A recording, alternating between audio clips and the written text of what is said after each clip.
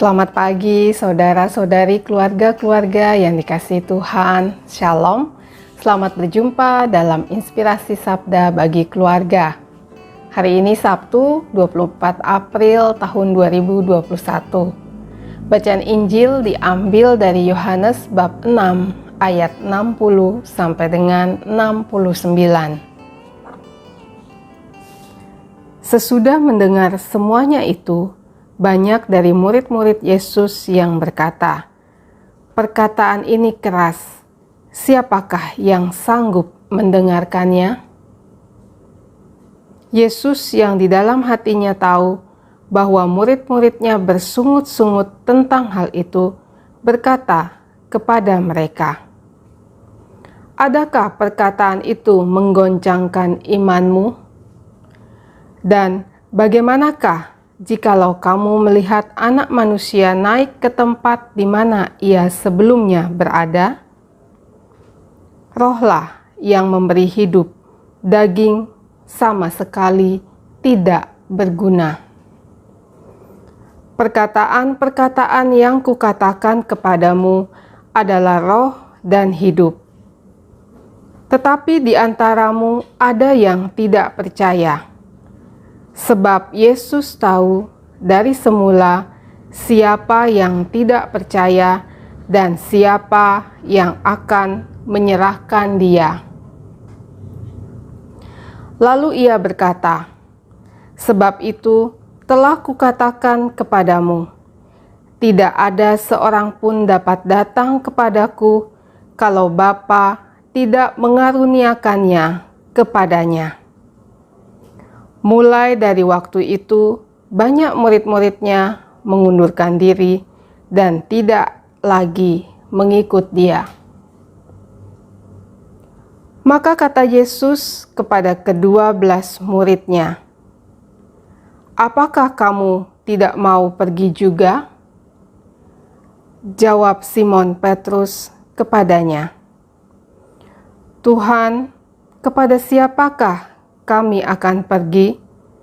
Perkataanmu adalah perkataan hidup yang kekal, dan kami telah percaya dan tahu bahwa Engkau adalah yang kudus dari Allah." Demikianlah Injil Tuhan. Terpujilah Kristus. Keluarga-keluarga terkasih, bacaan hari ini Yesus seakan-akan menantang kepada kita, namun di satu sisi juga meneguhkan. Mana pilihan yang kita pilih? Fight or flight? Bersama-sama dengan Yesus, menghindar atau mengundurkan diri? Salah satu perikop yang Yesus sampaikan hari ini adalah, "Rohlah yang memberi hidup, daging sama sekali tidak berguna. Perkataan-perkataan yang kukatakan kepadamu adalah roh dan hidup." Kita sebagai pengikut Kristus tidaklah mudah untuk memahami sabda Yesus tersebut jika kita hanya mengandalkan pikiran kita semata. Kita butuh pencerahan ilahi dari Roh Kudus, memperkenankan Roh Kudus untuk mengajarkan kita kebenaran tentang Yesus dan sabdanya.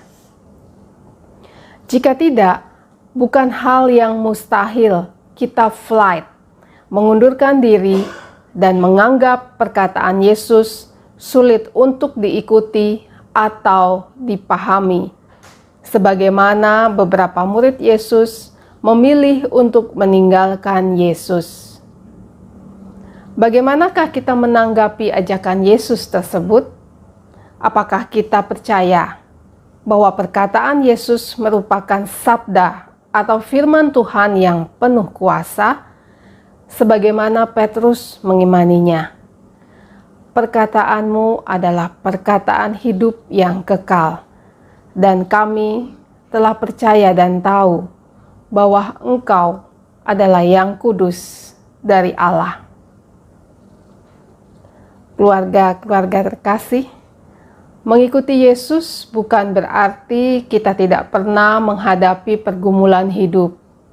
Di dalam keluarga, begitu banyak dinamika persoalan yang kita hadapi, baik dalam keluarga muda maupun yang sudah mengarungi rumah tangga puluhan tahun.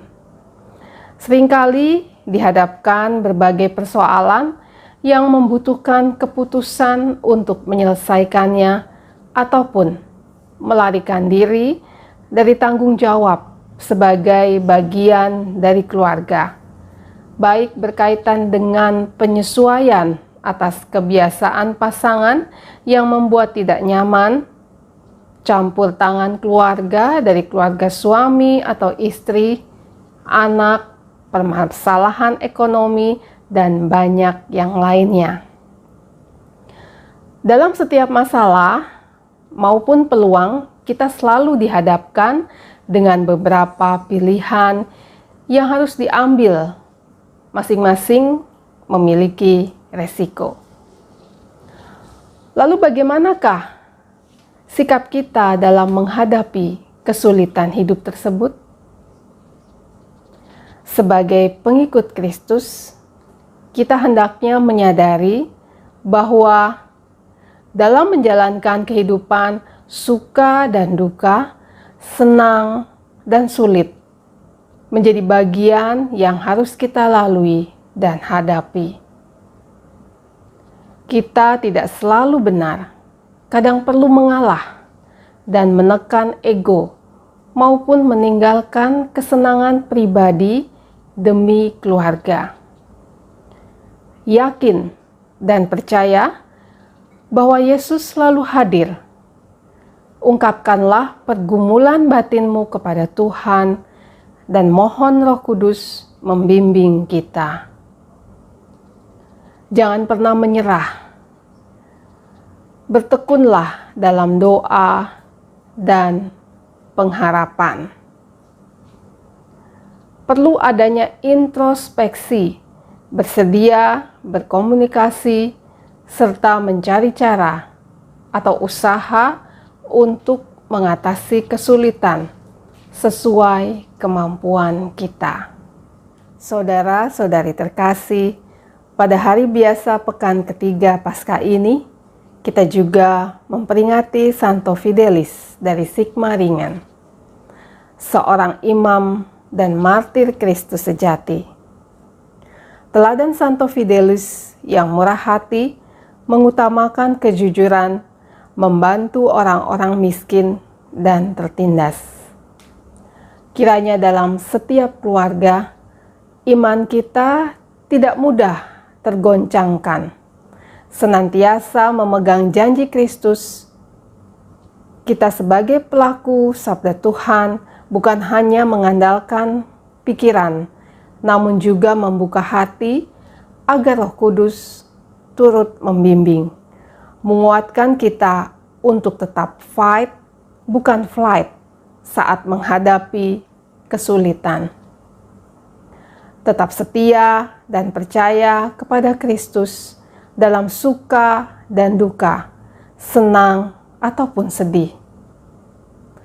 Mengucap syukur atas anugerah dan berkat Allah yang tercurah bagi kita, serta dimampukan untuk murah hati bagi sesama. Tuhan Yesus memberkati.